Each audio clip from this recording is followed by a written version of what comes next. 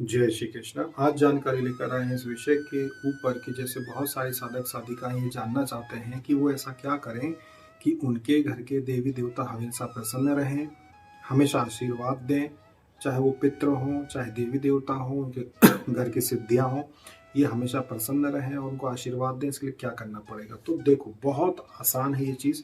एक बात हमेशा आप ध्यान रखना कि सुबह के समय, प्रातः का जो समय होता है 12 बजे तक का, ये भ्रमण का समय होता है सभी शक्तियों का।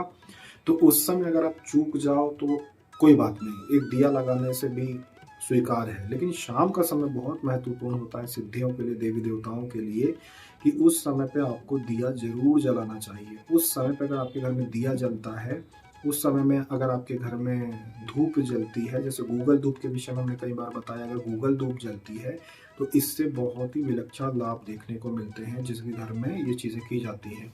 आप अपने घर में गूगल धूप है या गुड़ घी की धूप है और गूगल मिला के अगर आप कंडा जला के घर के मुख्य द्वार पर या कहीं भी अंदर आप जलाते हो प्रतिदिन, भले थोड़ा सा जलाओ कि ज़्यादा धुआं भी ना हो, तो इससे आपके घर में सारी चीज़ें सकारात्मक होती हैं और उन्नति होती जाती है। तो ये चीज़ जरूर करना चाहिए।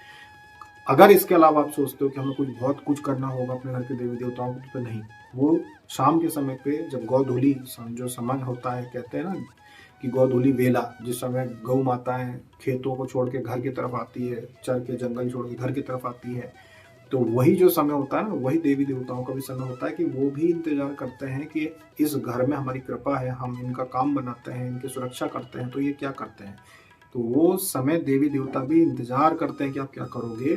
इसीलिए आपको उस समय पे दिया जलाना चाहिए, धूप जलाना चाहिए। इससे उनको शक्ति मिलती है और वो फिर आपकी सहायता करते हैं, सुरक्षा भी करते हैं, सभी प्रकार से फिर आपको लाभ देते हैं। ये चीज़ बहुत सारे लोगों को पता नहीं होती है। तो शहरों में रहने वाले खास लोगों को कि भाई शाम को क्या है, उनके लिए आम है, शाम के लिए आम बात है। शाम को क्या समझ में आता है? आम शाम को घूमने के विषय में सोचते हैं कि हम घूमने जाएंगे, जबकि सारी चीज़ें करो जीवन में, जो करना है आपकी जो पसंद है करो। लेकिन ये चीज़ बहुत महत्वपूर्ण है कि शाम के समय पे दिया लगाना है हमको या धूप जलानी। धूप क्या होती है, जैसे कि गूगल धूप आती है ना, यहाँ से सामान थोड़ा दूर रखा है, जिसको एक धूप आती है ऐसे ऐसे आप बनाते हो फिर उसको जलाते हो, एक तो वो धूप आती है। दूसरी आजकल रेडीमेड गूगल की धूप भी आने लगी, जिसको जला के आप ऐसा रख दो स्टैंड पे, वो जलती रहती है। तो ये बहुत ज़्यादा लाभ पहुंचाती है सकारात्मकता के लिए। बच्चों की स्वास्थ्य को लेकर बार बार बच्चे बीमार होते हैं, बार बार वो कष्ट होता है, वो उससे सुरक्षा होती है।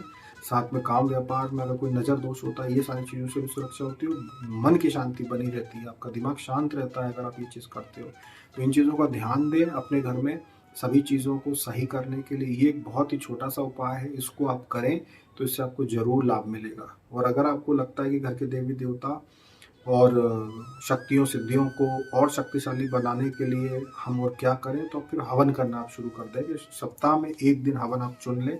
देवी शक्तियों के लिए शुक्रवार का दिन सबसे उत्तम होता है हवन करने के लिए। कोई भी देवी की आप साधना करते हो, मानते हो, पूजते हो, दुर्गा जी हो, महाकाली हो, चाहे अप्सरा हो, महालक्ष्मी हो, सभी देवियों का दिन बहुत प्रमुख रूप से जो कहा जाता है वो शुक्रवार होता है। शुक्रवार के दिन अगर आप देवियों की आप हवन करते हो तो ये बहुत ज़्यादा लाभ देता है सिद्धियों की शक्ति बढ़ाने के लिए। तो शुक्रवार का दिन चुन लो कि हम एक दिन हवन जरूर करेंगे, किसी भी समय, चाहे सुबह करो चाहे शाम को करो, कोई दिक्कत नहीं, जरूर करेंगे। तो हवन एक एक दिन का हवन सप्ताह में बहुत ही ज़्यादा आपको सिद्धियों को और ज़्यादा ताकतवर बनाने में लाभ देता है।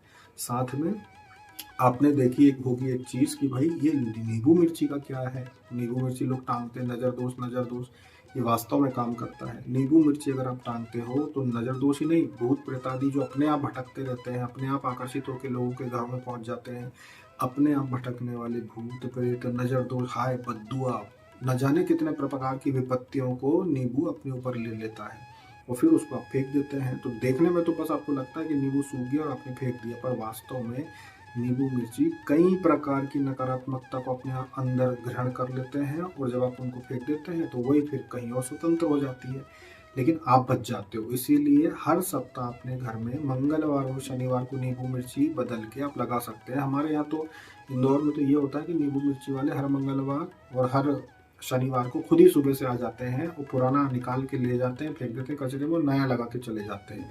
और उनका जो भी बनता है 5 रुपये एक बार के लेते हैं वो नींबू मिर्ची के। तो यहाँ तो ऐसा चलता है कि अपने आप आके लगा देते हैं, उनका बढ़िया झोला लिया उनने मंगलवार और शनिवार को बाइक उठाई और खुद ही निकालेंगे, खुद ही लगा के चले जाएंगे। तो इसका प्रभाव होता है, ये काम करता है, क्योंकि हमने कई बार बताया है कि नींबू इसीलिए ज़्यादा लाभदायक होता है क्योंकि नकारात्मक ऊर्जा को भगाने के लिए जब आप उसका उपयोग करते हो तो वहाँ काम करता है और सकारात्मकता आई जाती है फिर अपने आप, जैसे ही ये नकारात्मक चीज़ों को दूर करता है। तो इस प्रकार का छोटा सा प्रयोग करके आप अपने घर में सकारात्मक ऊर्जा को बढ़ा सकते हैं और लाभ ले सकते हैं।